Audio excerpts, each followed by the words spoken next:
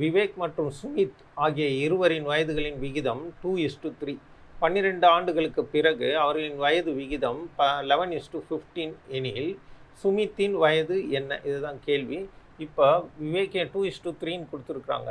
ஆக விவேக்கின் வயது 2x, சுமித்தின் வயது 3x.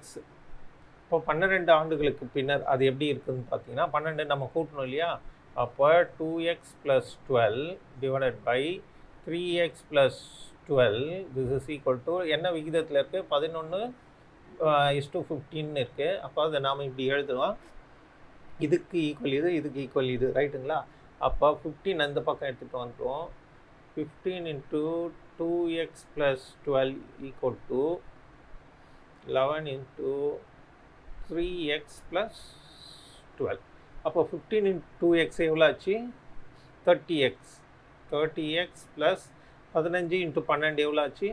180, ரைட்டுங்களா? அப்போ 11 × 3 33x ப்ளஸ் 11 12 132.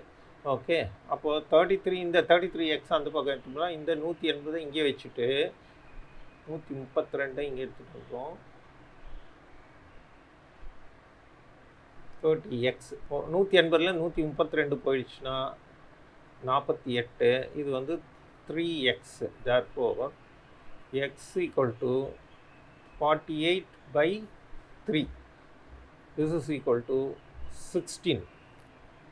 therefore சுமித்தின்